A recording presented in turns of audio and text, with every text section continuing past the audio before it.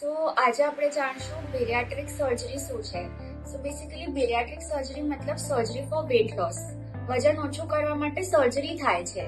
Yes, આની આટલી awareness નથી, બટ જે લોકો એકદમ હાઈ બીએમઆઈ હોય, બીએમઆઈ અબવ 30, એટલે બીએમઆઈ એટલે શું હોય, હાઇટથી હિસાબથી વજનનું કેલ્ક્યુલેશન હોય બેસિક. એમાં અગર 30 થી ઉપર છે તો એ લોકો માટે સર્જરી જ આઈડિયલ છે.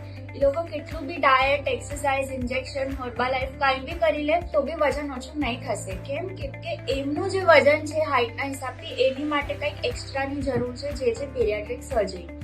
ઓકે, હવે બેરિયાટ્રિક સર્જરી ઘણા બધા ટાઈપ્સની હોય, બટ જેટલી બી બેરિયાટ્રિક સર્જરી છે એમાં બે વસ્તુ કોમન હોય.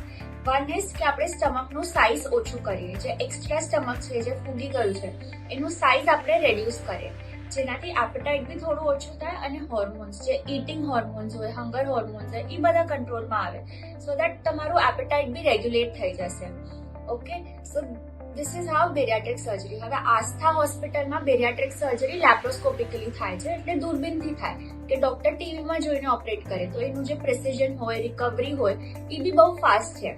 બેરિયાટ્રિક સર્જરી માટે કોઈ બેડ રેસ્ટની જરૂર નથી. સમજો તમે આજે સોમવાર છે, તમે આજે એડમિટ થયા, કાલે મંગળવાર તમારું સર્જરી થયું, બુધવાર રાત કાં તો ગુરુવાર સવારે તમારું ડિસ્ચાર્જ, અને ડિસ્ચાર્જ પછી તમે બધું કરી શકો છો જે એડમિશન પહેલા કરતા હતા. કોઈ જ બેડ રેસ્ટની જરૂર નથી. અને બેરિયાટ્રિક સર્જરી પછી તમારું જે વજન રિલેટેડ મેડિકલ ઇશ્યુઝ હોય, ઘણા બધા વજન રિલેટેડ મેડિકલ ઇશ્યુઝ હોતા હોય છે, જેવી રીતે ચાલવામાં પ્રોબ્લેમ થાય, રાતના તમે સ્નોર કરો, ખરાટા લો, રાતે ઘડી ઘડી યુરિન પાસ કરવા જવું પડે, શ્વાસ ફૂલે, ચાલવામાં તકલીફ થાય, ઉઠવા બેસવામાં તકલીફ થાય, બેઠા બેઠા ઊંઘ લાગી જાય, તો એ બધા વજનના વજનથી પ્રોબ્લેમ્સ છે, જે બધા રિવર્સ થઈ જાય છે.